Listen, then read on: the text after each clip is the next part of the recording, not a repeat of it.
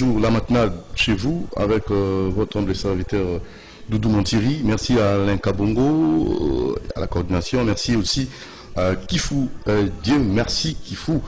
Et nous allons très rapidement commencer cette matinale avec la rubrique reportage. Je vous avais promis une fois, l'autre fois plutôt, je devais nécessairement faire une descente sur le terrain pour voir un peu comment est-ce que nos bourgmestres et la population ont comme ça appréhendé, au fait, est-ce qu'ils ont vraiment pris au sérieux cette sensibilisation, voilà, qui n'a beau péto, qui n'a propre, est-ce que la faisabilité, moi j'étais là, dans la commune de Mongafula, et j'ai assisté à cette opération Salongo chaque samedi avec le bourgmestre de Mongafula, Trifon Robert, et nous allons vous laisser suivre ces mini-reportages que nous avons réalisés, et juste après nous allons passer à autre chose avec mon invité qui est déjà là, Maître Loulou. Maître Loulou, bonjour.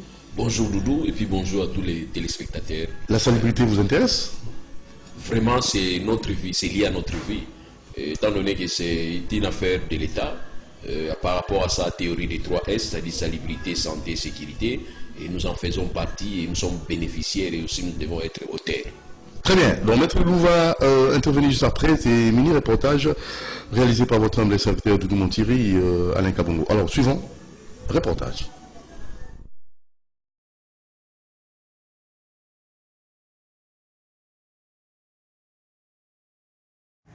Voilà, alors, bonjour monsieur.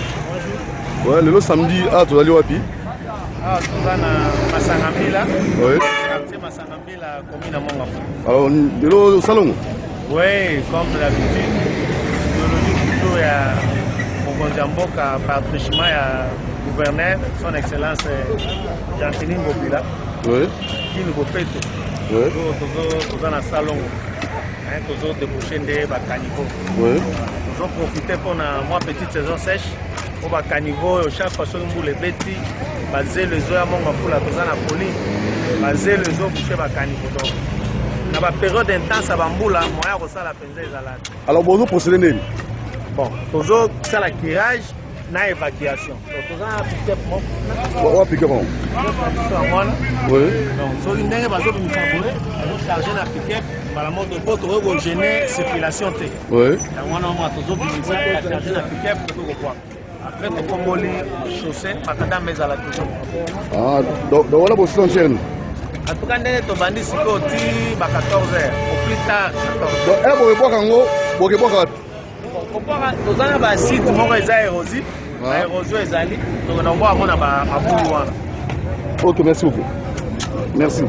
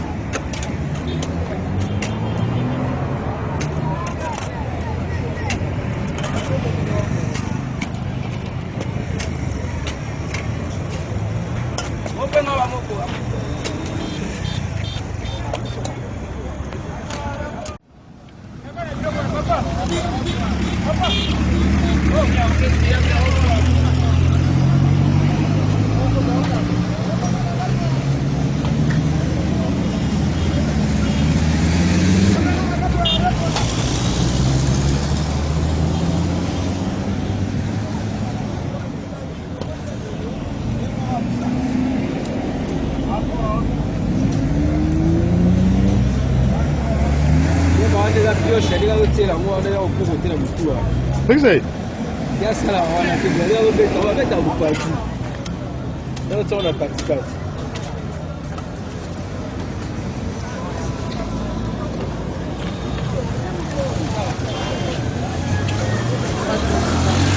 Um bofeto.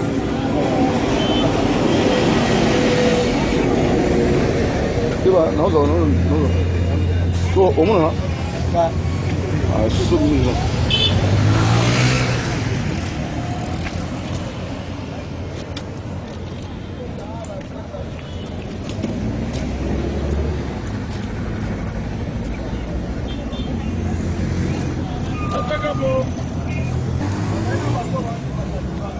so eza vraiment nauséabonde toboa yango na kati ya érosion na basachet mais awa comme eza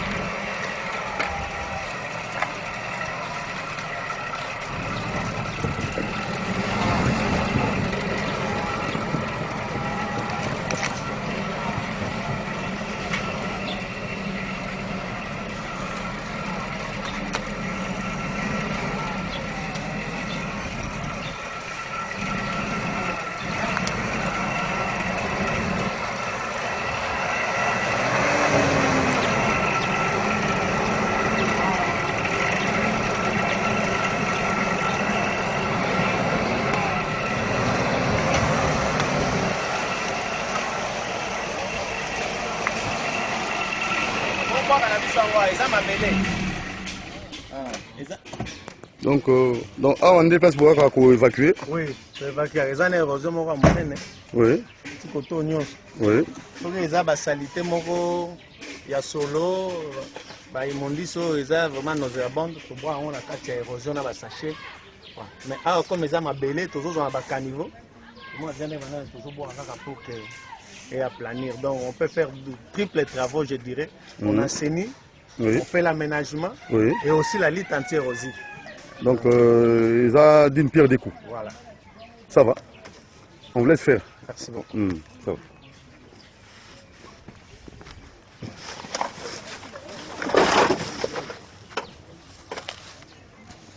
Bonjour.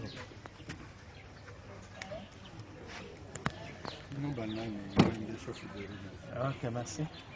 Nous sommes coordonnateur à Bopeto, mais nous sommes commune Mongapa.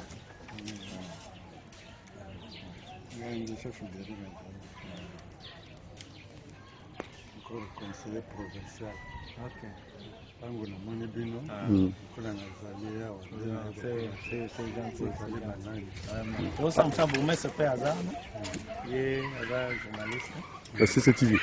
Alors, initiative, vous mettez ça à la vue pour voir la salité pour lutter contre l'érosion. Ezali malamu lokola tozali. Donc, en tant que chef du quartier, hein? Oui. Nazali nani chef de riz. De riz, voilà. Oui.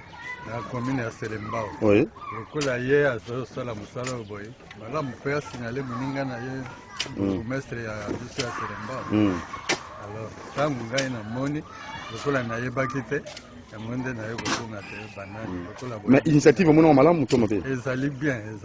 Ah bon. Alors ni nous senga na population na Selembao na bon fait monga fula Selembao za kimbo peto impulsion ngo est-ce que peuple a joué ngo alati yango ndenge balobaki za la état d'esprit.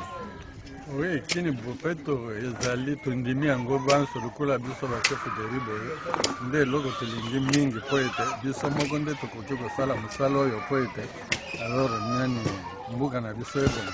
En tout cas biso soki tosimbi yango te bachef de ribo moto mosusu akobongisa mbuka azali te po biso tokobandela na ndako te na prince. Très bien. Merci beaucoup. Okay. C'est Kalafando pour ma tikou. Babambo est là qui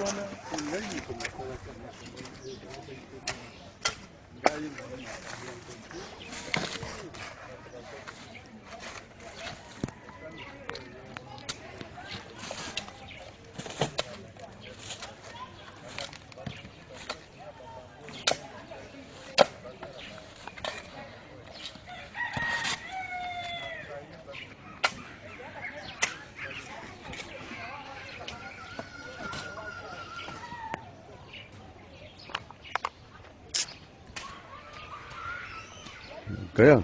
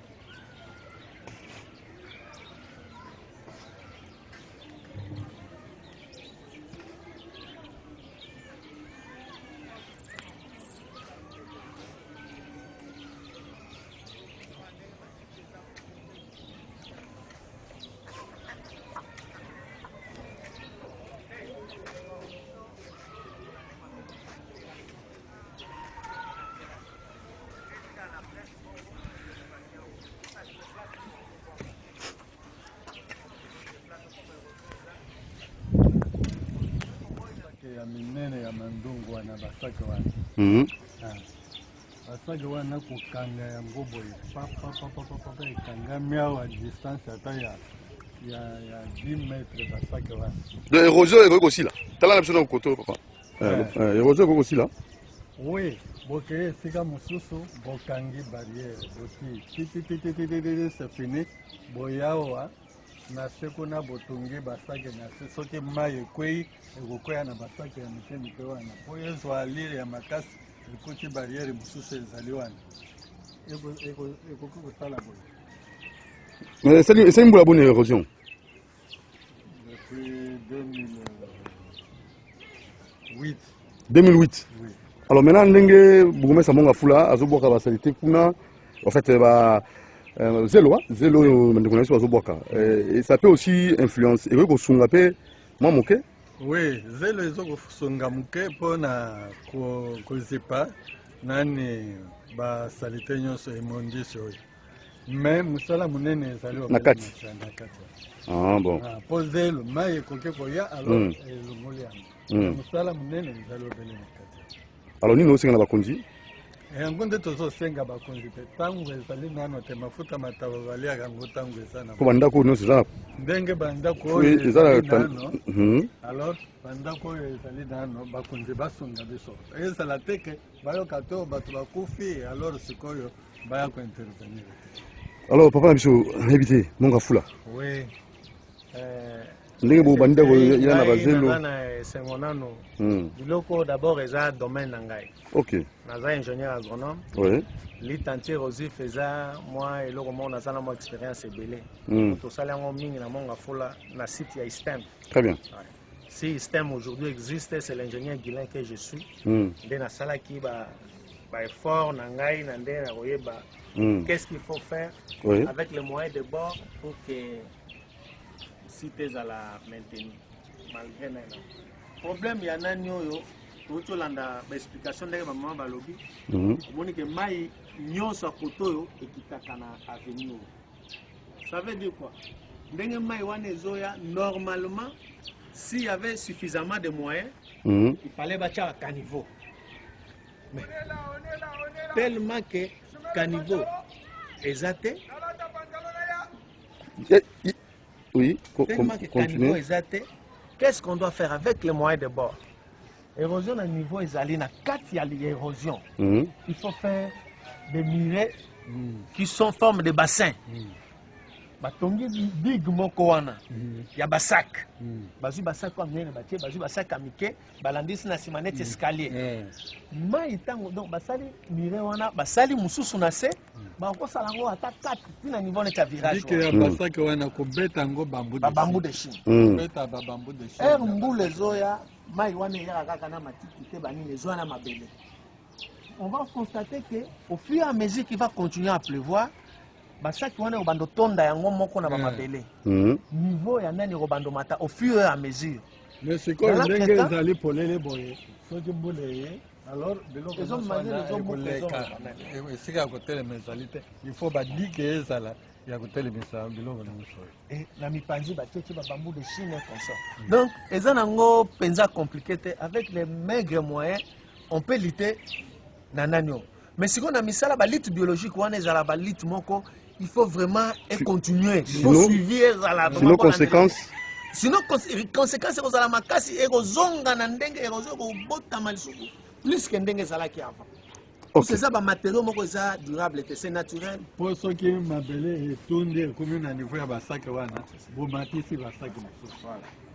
Merci beaucoup, ingénieur. Merci, Ndikonabiso à Mongafula, na Simbao. Papa, tout le monde mbango ndaku à 0 mètre érosion. Ouais, 3 mètres, je crois bien, à érosion. Si vous avez la combien d'années? So on voulait les colos sans andeni. T'as la caméra? So on voulait les colos, donc nazoka moi sina bana na bimisaka bango bakendeke na sima va voisin. Comme ça ngamo on na tika la kana no nazota na ba position. Mais il y a des fois ngamo pe na kimaka na abandonner ndako. Maintenant ce que c'est ni. Siko biso to salaki na effort personnel mais qu'est-ce que vous avez fait? To bundani to somba ba sake, to somba ba bambou to tia na ndenge mais jusqu'à présent to zoka solution mo côté. Ya onde sengel que intervention na biso soutien o esengino faut le temps d'intervenir pour na biso. Ah tu as côté nini? Ah tu as na avenue de l'usine vers Masangambila. Masangambila. Quartier Radi. Commune à Selimbao, mais vous avez appuyé à commune à Mongafula. Na bourgmestre Trifon. Robin. To sepe. To sepe mingi de boye. Donc botika biso te vraiment pour puisque tu as la grande tout comme vraiment la position boye. À part à tu as la place musu to okende te. Merci beaucoup. Merci. Panda awa na porte wana. Na kimi. Na bana. Donc la trace ko ngai moko. Donc ba famille ba kimi si bango. Na za mutu na voyage la comme soki ya tele oto kela ndako la eloko moko esala katite parce que érosion bandaki na sekuna to bundu to cheba saki mais eloko moko te kamia ovede yaki 3 jours quand la boîte de place moko ka jour moko et quel nango libela donc tu sais battre que bala malade ba pampex ba salité awa tu sais battre l'état alors on a une solution esika oh non peut ça on a no muke mais tout ce qui va danger tel awa parce que ba le kima ba le madesh donc bala mike bata sauter pour mbula soki betika batu bakimi donc on s'en rapide aide ya gouvernement pena esunga biso pena. Merci beaucoup. Voilà. Alors bonjour bourgmestre. Bonjour. C'est comment ici le Salongo habité aux Agina équipe de Samosala. Alors ndeni population Mongafula et Zuli Kambona ya Kimbo Peto. Non, Kimbo Peto est vraiment programme, il y a gouverneur de la ville. La population est séparée dans le Makasi pour Ezali. Commune à Liboso, Oyo, Bayamaki, gouverneur de la ville par rapport à Kimbo Peto. Oui. Tant Bayami, c'est Pelaki parce qu'il y a mon pas l'Oba qui n'a l'Obalaki. Oui. La population de l'Ikamouana. La population est séparée, ils ont vraiment adhéré, ils ont thème. Il y a un autre épisode de la commune et je crois que ils allaient qu'il inspiration à gouverner de la ville.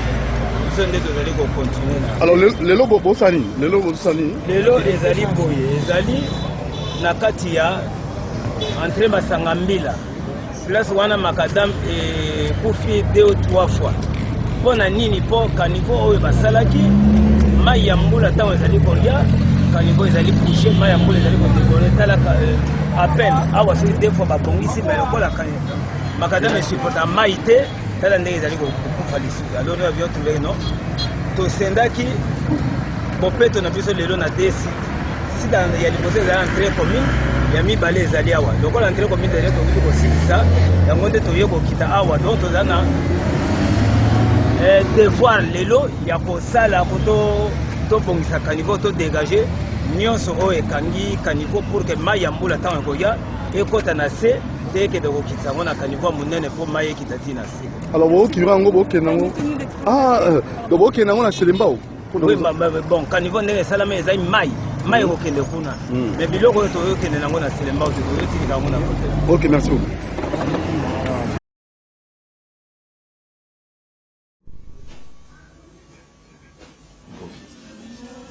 Voilà, merci beaucoup Alain Kabongo. Merci, Karine Weber. Notre ami de Canal King dérange avec sa musique là-bas.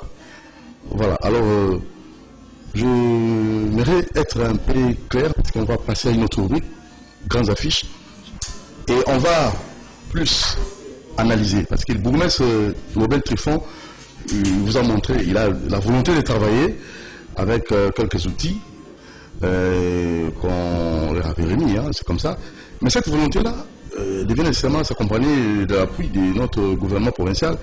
Donc je ne sais pas, on ne va pas argumenter là-dessus, mais seulement mon invité va donner son point de vue. Alandi, Salongo Ramonga Fula, bourgmestre Robert Triffon, Moussa Naye, mais ce qu'on a tout qui est dans la grande affiche, pour faire des analyses sur le sujet d'actualité. C'est parti.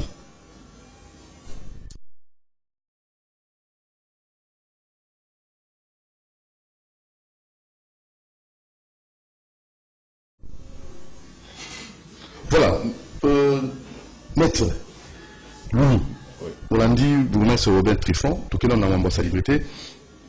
Au Tali, Salon Onizo Salima, dans la commune de Mongafula, bakure caniveau, bakure évacuer en haut, ici il y a une érosion, donc on a lieu érosif. Alors, un mot par rapport à ce que vous avez suivi, ces mini-reportages que vous avez suivis. Oui, merci beaucoup dans le reportage, et aussi merci dans Moussala Bossalaki. Merci aussi dans mon souci, dans mon souci pour mettre ça en haut. Bien que les soucis non se à susciter, ceux qui n'ont pas moyens disponibles. Il faut avoir des ressources et des moyens pour permettre à ce que de répondre à l'exigence. Nous ne devons pas faire confusion, une grande confusion congolais quand vous parlez à salon en aménagement du territoire. Ok, et c'est un peu des salon est entretien. Salon est entretien. L'entretien est la maintenance. Il y a que joie loko, oyo simina loboko. Il y a que garder na nini, ko garder na itamo ko boye, il y a bien. Il y a benga salon. C'est-à-dire vous en là déjà bien, vous avez un caniveau déjà il y a bien et ba caniveau on a besoin de maintenir kaka pour l'ongola ba déchets et comment est musala mo ni tozo sala kala ezaki na obligation te pour futara ba 100 francs tenir na mona mikolo na ba oze mususu vous futa 100 francs il y a salon ou bien soit te bokanga ba compagnie te bokanga ba société na bino bosala te pour soit disant salon et on a ba ezaka perte ezaka gâchis makasi dans le cadre ba faire abatu parce que beaucoup bloqué batouté samedi que salon soit disant salon banda tongo ti 10h 11h tant vous voyez que samedi ça a déjà demi-journée. Donc, ils ont déjà gâché, ils ont déjà une perte considérable. Parce que vous voyez que journée qui l'État salité, toute journée qui opérateur économique à salité, ils ont une perte ma quasi collègue. Vous voyez alors, si vous pouvez masquer, vous avez ça, la boutique de salon, populaire et long, ou bien la guerre longue et populaire. Donc, c'est-à-dire salon long et populaire pour rien, pour impressionner. Or, il faut que tout ça, les gens dans le Congo, on utilise sous salon et communauté bien aménagement. Et nous devons avoir toute une politique d'aménagement. Il faut la politique d'aménagement tout tient en place. Et malheureusement pour nous aussi, nous avons tout un ministère d'aménagement du territoire. Travaux publics et aménagement du territoire. Donc, on a tout le monde à Siko, ils ont souvent un salon. Qu'on soit la salité, mais qu'il y ait une poubelle na biso, il y a une terrasse na biso, tout le monde a un site, ou a autour de Siko. Ou a des années, tous les gens ont vidé fleuve na Congo. Donc, ça dit, qu'il y a décidé. Mais la volonté de faire. Cette volonté, c'est il y a une volonté pour jouer pour vider fleuve. Donc volonté wana yangwana. Aussi mi kopo na loboko bina kena fleuve Congo, na longo la mai no sa fleuve Congo na déplacer fleuve Congo na kopo nanga. Donc ego ça résultat il y a autour que il faudrait pas tout confondre entretien, autobengi maintenance, na autobengi aménagement. Parce qu'aménagement c'est toute une discipline. Aménagement c'est discipline mobimba, autobenga discipline scientifique. OK? Discipline scientifique et recherche et action où il y a consister pour ça la nini qu'on changer qu'on transformer un ordre ancien par un autre nouveau beaucoup plus attrayant pour permettre aux populations à vivre. Donc on a besoin de caniveau à mineni on a pour maya mboula tanzo kita et que ils la canaliser qui n'était dans site moko où il déranger batouté. Mais aujourd'hui tant on peut ça va autorisation de bâtir tant on peut ça va numéro cadastral ils ne tiennent pas compte il y a aménagement du territoire parce que tenir compte dans côté tout ça ça crée quoi ça crée pencher à maille et que côté moko et puis créer une force à maille et que nous détruire tout le monde par érosion ça la mais voilà donc les beaucoup pour érosion na ba saki na mona ga on a Congo vraiment c'est archaïque et ça très archaïque na ba mboka musuba zo bunza ba érosion na ba dispositif makasi. Aujourd'hui, nous ne devons pas nous soustraire pour dire que na poto pezalaka na poto ba inondation ça. Or lesquelles inondations na poto il faut répondre par rapport à une réalité où doit trouver la réalité il y a réchauffement climatique. Où il y a qu'on pousser que ba niveau pôle kuna ba pôle nord pôle sud glace il a dit qu'on s'effondre et donc on a maille et puis créer moi refoule moko longo ndingo na créer ba inondation. Et pas na biso il a une mauvaise n'est-ce pas politique il y a nini il y a aménagement, il y a un des poser sur un problème de la monnaie. Mais comment y remédier? Mais il faut mettre les moyens et puis mettre l'intelligence. Parce que quand vous allez laisser des experts dans le domaine où on a besoin de nos bateaux, vous savez la publicité dans la télévision, dans la radio, c'est pas notre problème. Vous passez à la télévision, oh non, toute une opération, vous savez la coordination, vous savez moi groupe, clic, non. Et ça, vous savez la coordination, vous savez la mission, la commission, où il y a toute une politique nationale. C'est-à-dire qu'il faut répondre na province il y a un moniteur basala qui m'a bango ya lancement qui m'opéto j'étais parmi les premiers qui chef de l'état il faut pas kokende parce que ba memo na bloc mo ko katiza labyrinthe les autres place commis incapable de couper sa mission ne fils l'explication à oboso sali déjà tout ça pourquoi parce que bosala qui on a fanfare et tambour na fanfare. Or, il faut qu'on se concentre d'abord. N'a pas expert, n'a pas insisté. Moi, je ne suis pas expert dans les domaines. N'a pas expert. Mais qu'on soit expert, on va dire ma casse d'aménagement, on va dire ma casse d'assainissement, va réfléchir d'un point de vue national, ni tout ça, et puis mettre les moyens pour permettre à ce qui pose la solution. Bourgmestre, il y a commune, il y a. Mongafoula. Félicitations. Félicitations quand même. N'a pas piqué, puis nous, on a même pas piqué dans le problème. Ouais, il y a une initiative privée. Il y a une piqué. Le problème, c'est quoi? Les gens, ça la curé qu'à niveau, on a bâti un liboso là. Si vous voulez, ils ont une justement, il faut mettre les moyens. J'ai vu des petita, on se fait encore la petita. La petita, le gouverneur appelle ça bourgmestre, petita.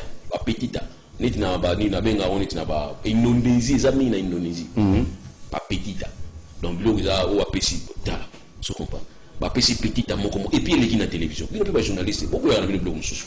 On vous appelle les reportages, nous devons faire ça petite dans la bourgmestre, c'est refusé, vous dites, Tokoyate. Si on peut faire ça, tracteur, voilà tout y. Moi, le tracteur, les hommes, salam, koromoko, basu, babel, bani, camion, minene, voilà. Et puis, beaucoup de wapi. Parce que je vous ai dit la fois passée, déchets alliés richesse, déchets alliés matières premières, dans ma ils vont les recycler. Basu, on va monter à Basumbo. Les bouteilles en plastique. En Afrique d'ici, les commerce. Il y a un bateau qui va collecter en haut, bateau soit bien bon, bateau traité, bateau recyclé en haut. Les lois babio comme tout le monde a copal, les sagas babio to boire à gilobi, relamba en haut, balambi en haut, les sous bateau c'est en haut. Mais ah, il n'y a pas de politique on les a dit. Vous considérez tout comme déchet.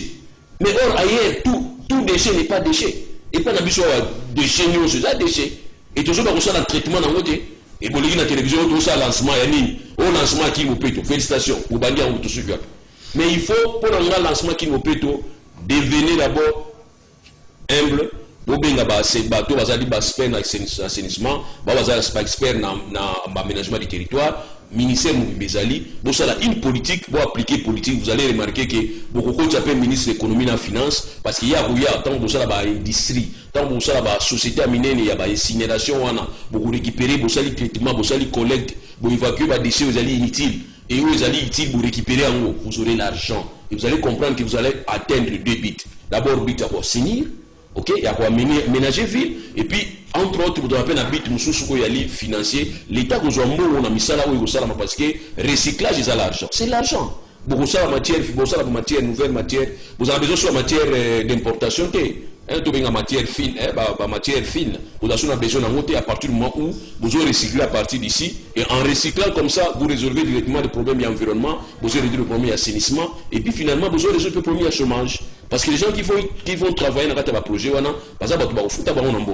vous prenez l'argent, 10 millions, vous jetez comme ça par la fenêtre.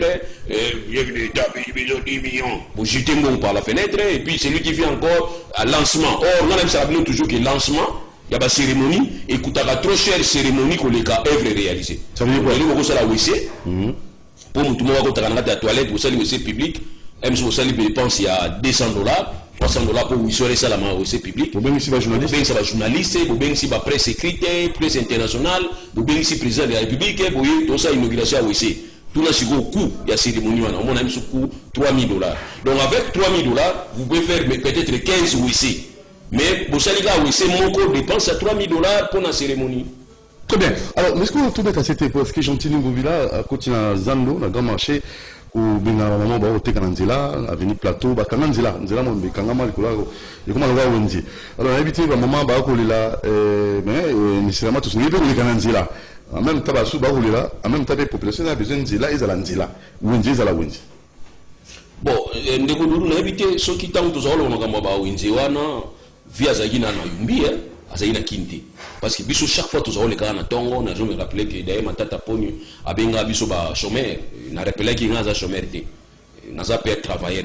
On a moi patron qui na côté. On a rappelé ma tata Pony. Parce que il croit que ce que na télévision solo ba solo amusale pas la bonté. Même si tu la gande, même si tu la ligi na ngai. Mais na pire explique na fa na nga. Na mon bolo na nga na fandi.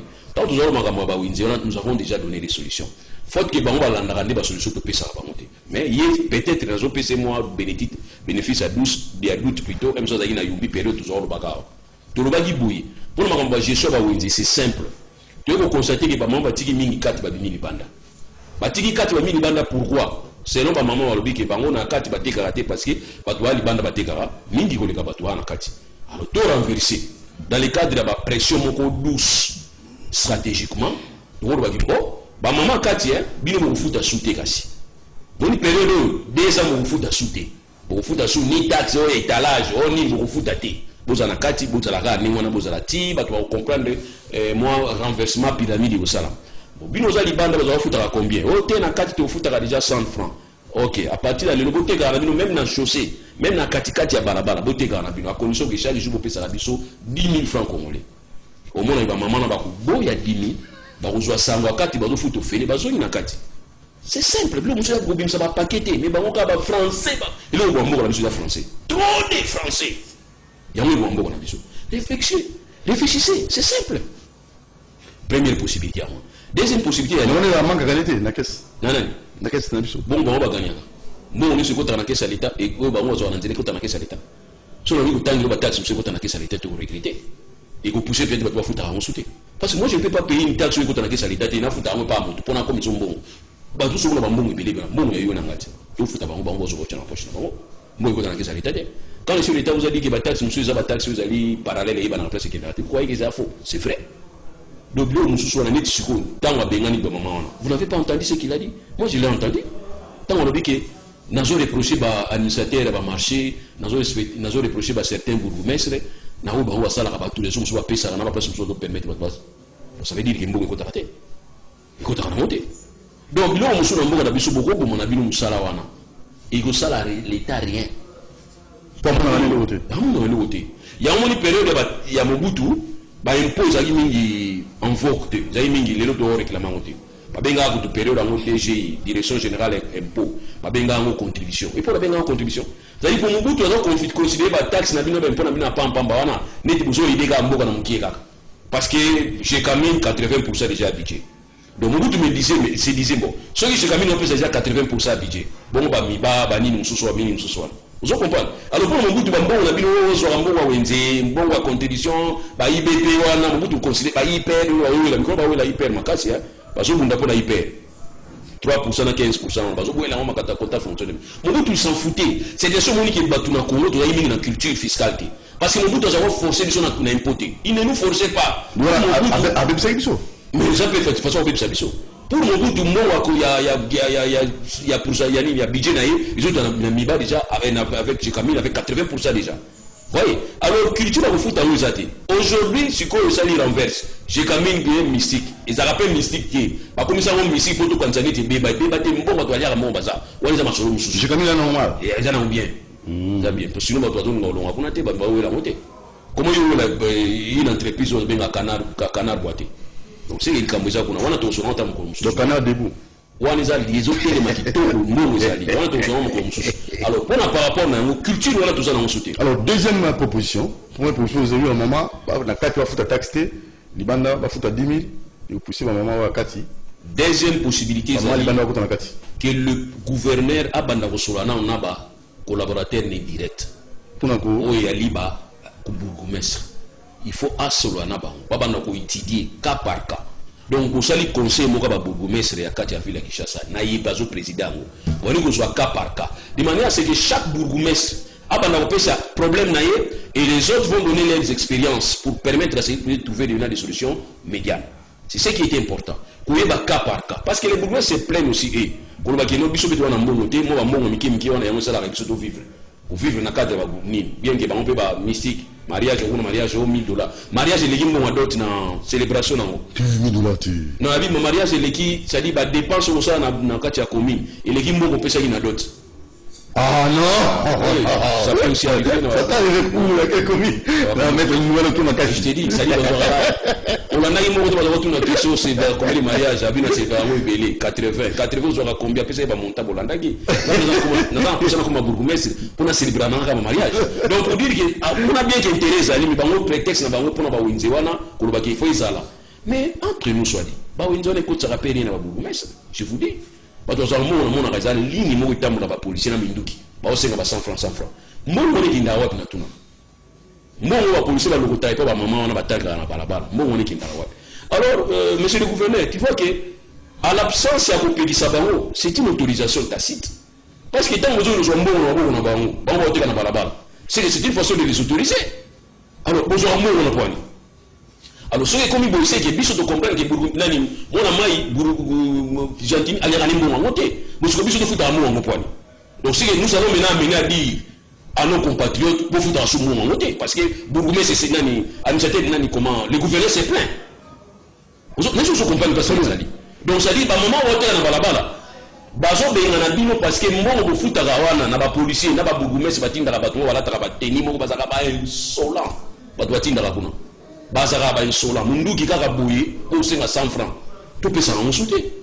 Alors ceux qui ont de pesa comme à niveau ya gouverneur que les gouverneurs nous disent qu'est-ce que nous devons faire en concertant. Il y a des corporations zali, il y a ba maman on ba zali toi na ba maman ba association ba maman te ka so ba nini basa association ba maman ba ko communauté basa ba so ba marché pas zali bengi sabango bo sanda bo bana ko kanisa nini to kusala. Et ça, nous crainte na yo. Tala boui, cause boui. N'a une solution d'ensemble. C'est comme ça on appelle ces partenariats privé-l'État. Mais tu te réveilles un bon matin, et Inda, Bouka, ce n'est pas vraiment les alliés responsables.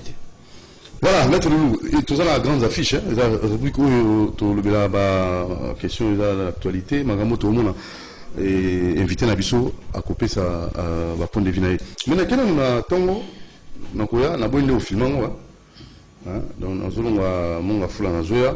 Au moins de comment bengi biso, on a dit on a pour une émission tout ne quoi pas bon tout en direct. Allô.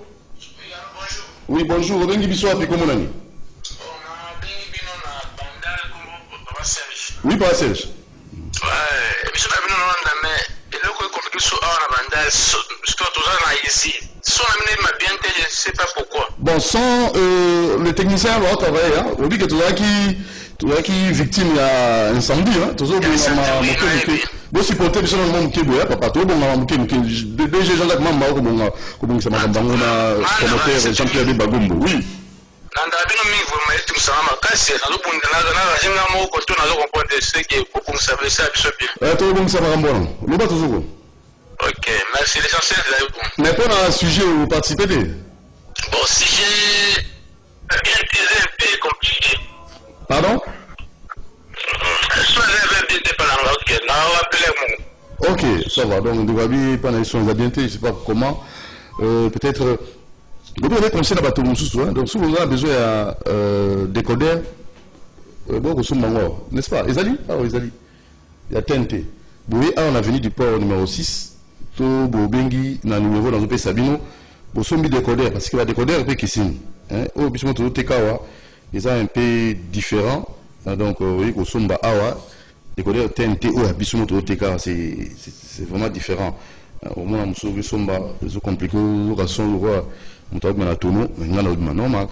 Zone numéro DT José Andia au Bengué na 089 55 88 860 089 55 88 860 au Benguier au Suic contact naïe pour son décodeur au Penza et ali valable parce qu'on a invité Maître Lou on a reçu du malheureux on a tout non on en a très bien tout le monde on a gâté à sa mic on en a bien les tu me donnes l'eau mon gars les tu me donnes l'eau mon gars on a bazooka tu as Fufo ça émission non en fait on a décodeur à bien de on a habité au Bengui le numéro de PCO, j'ai été à CCTV, José Andia, pour aux décodeurs, on l'a valable, balamou.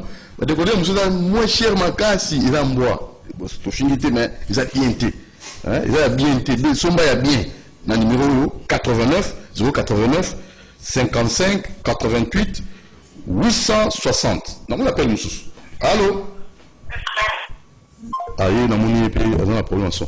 Alors, toke sikoyo na biso na noya awa na kuli tata moko na côté à recourant na ba ko filmer pour toi na facilité au filmara donc mutu kaminene ke na ba kongo wana e pandi libumu misopo so libanda wana fona ngai ezali lokola unga na mona miso deuxième mort wana côté à arrêt courant. On a mon ami maman, Transco, esprit de vie, maman dans le cadre de ma madame, on a entré dans l'église. On a pas filmé. Mais prochainement, on a filmé, on a un musique pour aller pember dans la trou. Maman, on a donc quatre ça, monter tout taillé, tout tiré, esprit de vie kimi, et que tout a clôture à bateau. Ici, c'est course en pour maman, KO. 2 morts, on a mon déjà. Bon, nous là, on a un dengue, salemi.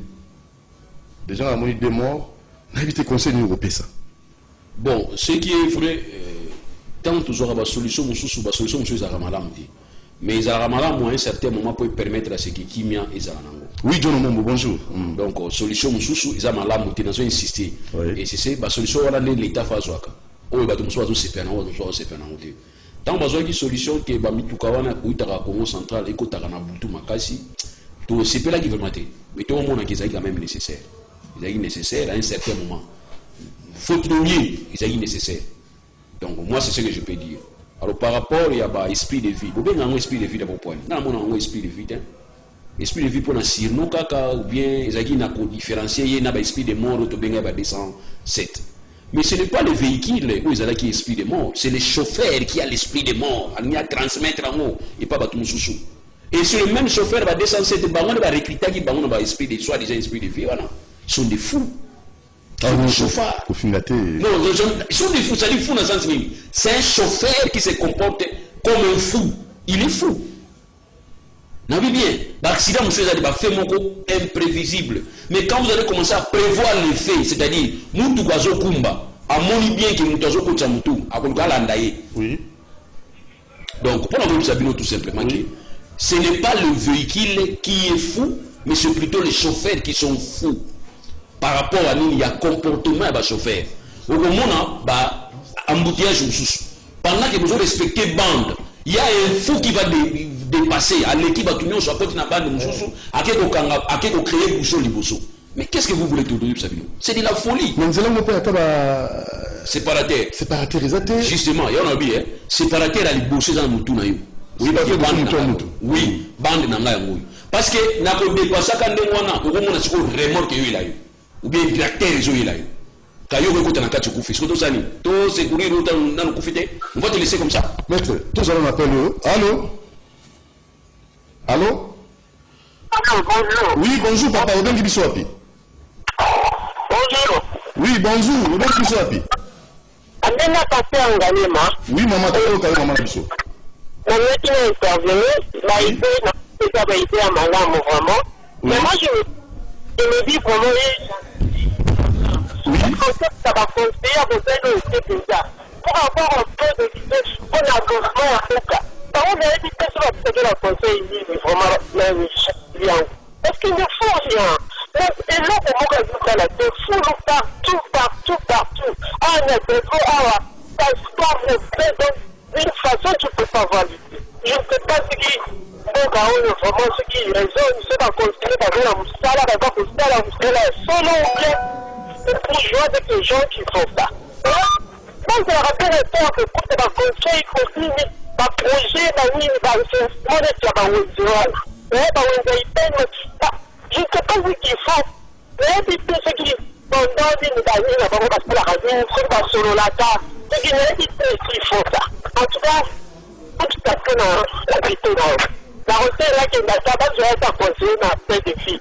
Et à ta consultant en panda, pas consultant avec des naïfs, ce sera une bonne chose. Merci. Merci, Maître Loulou. Alors, si on t'a bien là, et ça, on m'a bêté, bien qu'il a rappelé la numéro, sur mon IP, nous avons la matière, vous avez une idée à couper ça. Pour souci, nous avons développer Mboka ensemble. Vous avez comme un mouton monté. Maître Loulou, vous avez idée, vous avez tout comme mingi. Maman, le bim, bah, comme Zambo, va battre la radio, on va consulter des fois, on va rappeler la population, quand on va voir comme Malam. Pour ça, pour c'est trop sale, partout à foulou, tout ça. Alors, pour rendre ville vivable, salubre, mais c'est pas facile. Pour tout sur la carrière, dans l'embouteillage, pour tout qu'il y ait des décisions, on a. Ok, dans le Cambodge, on a des bateaux au Koufa, au Lubi, séparateur, ils allaient nous tout à moutou. Ils en ont tout à moutou. Il faut se séparer pour risquer vie dans la tête. Parce que vie a eu pesant en danger. Quand on a une bande, il peut que il fou à côté, il peut fou à côté qu'on n'a pas allé. Il peut s'enfoler, il peut s'enfoler, aller s'enfoler. Voilà, c'est ce qu'on peut passer dans l'idée. On a dit que séparateur, il faut ça. Pressé, vous allez vous allez presser beaucoup fatigué. Pressé pour rentrer à la maison, tant mieux. Mais pressé pour mourir. Pourquoi être pressé? Et on a dit que place mon en Afrique d'ici. Dans vos séjours dans en Afrique d'ici. Na moni séparateur moko boyama batie ba nzube. Et ça n'a pas passé. Mais pourquoi ils doivent être méchants comme ça? Bah c'est pas ani. Mais pourquoi batie ba séparateur nzube. Oui. Soza fou au côté qu'on a pilé no litubuki. Yo moko. Donc tant la séparateur faut que tu ba selemba on dira ba bungu, dira ba kingasa nyangwana. Bon je ma séparateur ko ba nzube. Kuna mtakota bwa uzalati. Soko mmeika ukota bo cha utikaliwa. Donc d'ailleurs quand on va moko. Bakanya mala moko parce que comment kisani. Moi je peux péter dans n'habiter en deux de Jaya parce que moi de mingi da mettre nous séparateur nzube. Ya nzube. Non. Ya mbasu. On va bachaka mbasu. Bana on bati on va séparateur on a mbasu. Na tombe na on va séparateur mbasu. Bobandi séparateur mbasu. Net na ba Tozuka tronçon nini mola aussi mola ti mo matiti likolo chance toza na moment séparateur ma bende ezali ya béton ba tia séparateur ya nzube ya mbasu séparateur ya mbasu utakota ba kutu nani ulaja za lenga ta muta respecter bande na ye donc ngoli faut mbungu to ke ndenge na film ndi Congo Congo la mesana film Yesu alembaki aibisi watu nomoko akokite Yesu simba ifimu. Donc Congolais faut comme ça to kenaye. Boji séparateur wana. Bochi ango banda net na poalu. Obanda banda na scène na gare centrale. Bochi nzube tina. To ça appelle mettre nous. Allô, na mo ndengala ki. Abandi mu sekari moko séparateur ya mbasu nzube. Voilà, je crois la personne va revenir de moment à l'autre. Net. Makanisa sur la consulter et ça na impact moko positif. Bon, ceux qui va consulter ngai, ngai ceux va consulter na Tanzanie, faut pas consulter ganga. Ou bien ceux qui va consulter na zana pour ça va consulter na bakandani na ulala. Consultation au numéro. Ndé va yoki basala. Yango yo mbongo dia kufuta. Côté monsieur futa yango là, hein. Bah idée les idées entre jambes, les idées c'est paye. Allô, on a bigi baso na bango fele. Allô, bonjour. Bonjour papa, on vient biso api comment? Bonjour. Oui, je suis depuis la commune de Massina. Papa, on va passer, on va faire un depuis, je suis depuis la commune de Massina. Ok, c'est sûr que papa, la commune de Massina. On oublie papa Nabiso. Oui, invité à la raison. Invité à la raison parce que. Oui. Le chauffeur, on va se taper la bazar en fou parce que bazon met la massanga. Pendant qu'il y a la carte à volant, azo qui peut se battre. Azo la raison du gouvernement, il y a ma camboana, ils ont malamité. ndeko lobi oza na raison ntango lobi bachauffeur mituna bango ezali kokenda mpena malamu mingi te bakomela masanga na volant bakomela bazododo bakomela masanga makasi tango aza na volant. Alors ça c'est compliqué. Là je tenais aussi à saluer notre DG Jean-Jacques Mamba. Alors ça devient très compliqué, Maître Loulou. Oui, très compliqué à partir du moment où je vis déjà un chauffeur à d'autres temps on a cinglé. On a cinglé et puis ça n'a été ceux qui m'ont voulu me pardon, ceux qui sont sur la nato. Nous sommes allés pour qui est sur la ilobi. Nous sommes allés pour qui est 7 jours dans la sécurité. Nous sommes allés pour qui est 1 mois dans la sécurité. On a la nanzoto. Tu vois, quand même, nous ne pouvons pas être responsable à partir de la même apparence, on va sentir que nous sommes responsables. Mais nous sommes en salité, sur le masanga, on a mis sur le rouge, nous sommes en côte, à Tabino Moko. Précisé, ou bien. Donc, l'État va protéger les bateaux. L'État va protéger les bateaux. Donc, il faudrait quelque part, il faut qu'il y ait une certaine indication. Si bis nous ne pas chauffeur. Très bien. Place à vous, là, place à vous contacter. Ok, nous terminons avec le tout dernier sujet parce qu'il y a grandes affiches. Tout quel moment il y a sur les moutons pour a tout le succès avec Cambouana. De Gongai, on a sur les moutons et banda. On a vivre en haut samedi, on a vivre en haut dimanche. Pour le Bakaboué, pour les Missanga, pour le Congo, on a pas thème à Cambouana aussi là. On côté Massina pour le Bakate un akedate.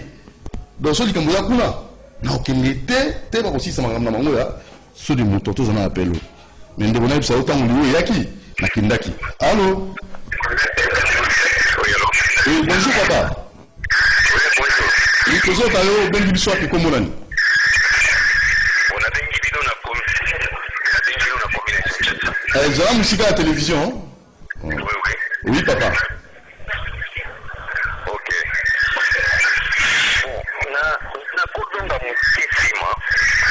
Oui. Ndeko wazaliwa na vraiment nzamba pambole na makanishi wana wezali na nguvu makanisi malamu mpona mboka na biso.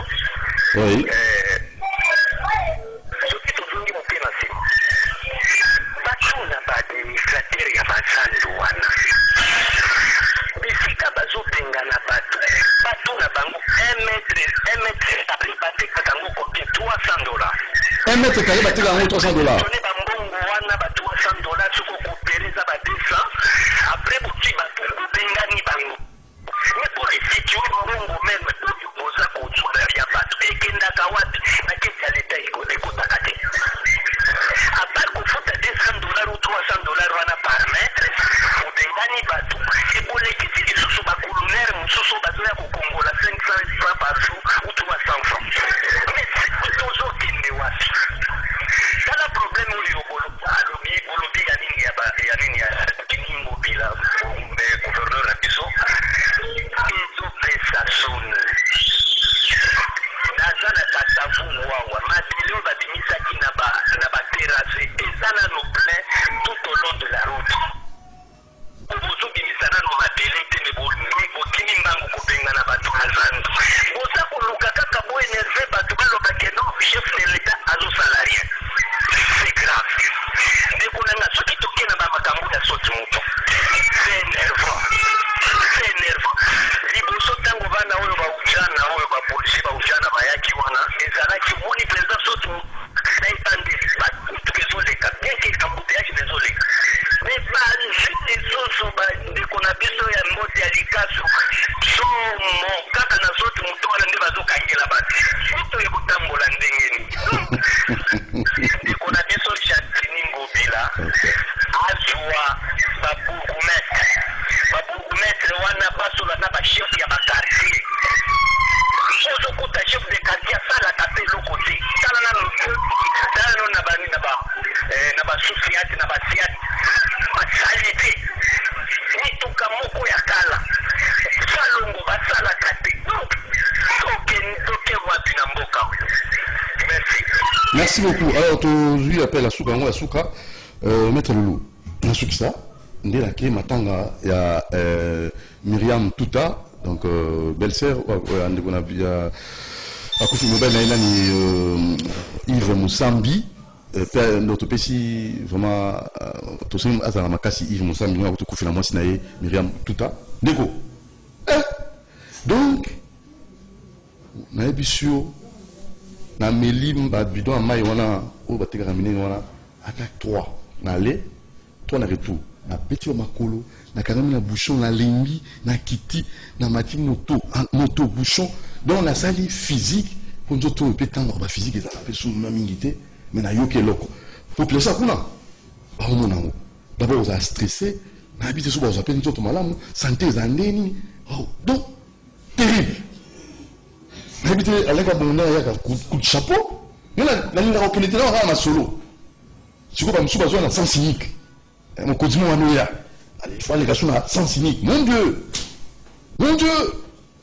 être loulou bon malobombo quand peut ceux qui sont là sujet on a comme awa na 7h30 parce que ça na émission na 8h j'étais obligé na mananda kuna 6h moins pour permettre ngana na komi donc na komi Sinzambe de komi avant rendez-vous il faut l'on déjà place aux okende so ya mo to so okende kolala ba côté kuna mikolo ba hôtel ba côté ba aéroport de sala mbongo makasi mutawa voyager ki komi lala kuna comme ça amona aéroport ya ngwana ke makolo ba msudu ba lobi ke bazola mataka na ba moto batika bilambela na ba ngwata après donc voilà mboko na biso donc na ina baka boye na mukuse il a fallu ba chanter no so ba panda no nzonga moko saute mouton tout a fallu c'est une farce bah mais kako sala moko na mona ta so comprendre mon lobi saute mouton c'est une farce et la vraie farce et la meilleure et ça sera la vraie farce ya manda ya nani ya ndegona nana kosinani pour nani ba ko yeba na ba ngona ba c'est une vraie farce parce que vous allez remarquer que Zaiki n'a pas étude basala quitté avant pas comment on a projet au basali or projet nous se senga ka étude ya faisabilité bosali étude hein botali ya rentabilité ya faisabilité ya opérationnalité botali nyonso wana après vous se lancer na kati ya projet mais Zaiki projet moko populaire projet moko fanatique et voilà projet ba ce qui na biso tout le but tout à l'heure nous devons avoir une politique et aménagement du territoire. Fallait qu'on ait une politique aménagement du territoire, c'est qu'il fallait que tout sangana na cadre de la commission donc ba yebani tout ça la comme priorité. Nazo ici c'est priorité ça saute mouton. Saute mouton et aussi sans embouteillage na Kinshasa té. Saute mouton et aussi sans embouteillage na Kinshasa té. Mais plutôt saute mouton. Vous remarquez que même ba chantier na ba ndegwalobia ba ujana tant ba chai ba ujana tant ba yeki non esprit mo kamala mo travailler. Ba on a réglementé ba passage na saute mouton. Ils aient bien mais bah dès qu'on a joué à policier so otindi kele kanga mona mwasi so akuti mona mwasi ta kanga mona mbali bandi wa policier bazaka ndengwa donc so otindi policier ça la mission asala au-delà ya oyo otindi ta batine ba mwaki musala réglementation à circulation routière ba on baki ko luka ba document même aujourd'hui il faut que bocha to benga onini to chaka o to benga ka courtoisie la courtoisie faut ça la permanente oui ça bango tant besoin kende pour na ko régler circulation pour na otuna mutu documenté mais au moins la police a zali bosso na otemisa ya tuno pesa na document otinye yo zali bosso ngana zana ko yali bosso senti na ngezali document osenga ngaya nini mutu ga oyo ya ko yiba ba yo lukanga ou bien ngam na za rechercher ngana ko mikunda ba to ali bosso lukanga donc tout ça ils allaient batingi bino pour na régler circulation on vous envoie pas pour ajouter les problèmes ils en ajoutent et les kamuza wa les amis c'est parce que ba kontina bango bazaka na discours mususu na ba parade discours za kabo keba mkonjambo katini biso bote mais tant ba tukuta na ba bureau zaka bo sala likelemba nazo zela moi sinanga za maladi voilà discours ba tena bango na privé ba parade le mususu la privé le mususu public et le mususu bo la bazo ba ko pati ko kanga bino bakanga combien à part on va filmer oh kinoa ko mikito ya réseaux sociaux fait ça la kaka ba on va part on va kanga ki wana zo filmer senga mbongo neti ba oteka biloko on va kanga ki wana et puis voilà donc c'est pour dire que bo sala neti nani ndeko na biso za ki kifwa qui faut ça autant sur le terrain à se déguiser à kanga nana za sumbo au moins maru roja temi boy bwaka na se roja bisa yusufe bwaka na se ali nzo wapusa na pembe na uti parce que er qui faut ko débarquer ibanite alors biso ba konza biso na bureau afani malili ikota ki atali novelas atali presse à New York atali ba film nyonso akala atali ba Jackie Chan na kati ya bureau Libano va le chef travail mais à l'autre va film Jackie Chan 24 chrono novelas autre va 24 assise nyonso assise ma série nyonso assise dans la même journée mais Libano va le chef travail le chef doit être sur le terrain et c'est ainsi vous allez remarquer même Jésus-Christ est allé même laver les pieds de ses apôtres pour dire qu'un chef doit travailler rendre le service mais il ne rend pas et on doit bibouiller pour me n'angiza moko saute mouton solution est à embouteillage par contre saute fongoli banzela katikati route secondaire ba route secondaire neti nzutu route musuna kati eleki côté ba nini wana matil kolo ti côté aéroport bo super route moko ya jonction sali botiko vous allez remarquer que tous Nous ne pouvons pas prendre la même direction pour un aéroport. Chacun peut prendre sa direction. Aujourd'hui, on a dit la bouille, aujourd'hui, on a dit la bouille, aujourd'hui, on a dit la maille. Exploiter aussi côté maille. Exploiter côté maille, tu veux exploiter le transport côté maille. Idée ça dit. Exploiter côté maille. C'est les moyens qui manquent ou comment? Non. Mon frère, au moins dans le pays, il y a Zimbabwe. Ceux qui battent 15 millions, il y a une décadence. Il y a 15 millions, il y a Léopold a eu Mbogo Zagayi. Babelge a eu Mbogo Zagayi. Mobutu a eu Mbogo Zagayi. Pamusu a tiré Mbogo Zagayi. Donc c'est que Mbogo a biso Mbogo Zagayi. De la volonté. Volonté. Il y a une élection, on a une dissolution. Mbogo a biso organiser 10 élections dans l'année. Mbogo Zagayi. Il y a la volonté. Volonté. Pays riche, population pauvre. Paradoxe na paradoxe. Très peu. Contraste, on a fait tout réduire quand même. Merci beaucoup, Maître Loulou. Prochainement, nous allons Sunayo. Pas de souci. Vous avez mémoire d'Aki. Et ils ont la convocation. Ils ont l'invitation. Alors, l'invitation va contacter ou non? Merci à Karine Bébé, merci à Alain Kabongo, merci à Dieu, merci Kifou. Et juste après moi, pub, et après, Michel Koya sera ici donc, pour les comptes de l'émission Kiosque. Et les invités sont là. Il y a John Omombo, il y a Gabriel Monia, il y a aussi Kankolongo Médard. Allez, portez-vous bien. Demain, 8h10. Ciao.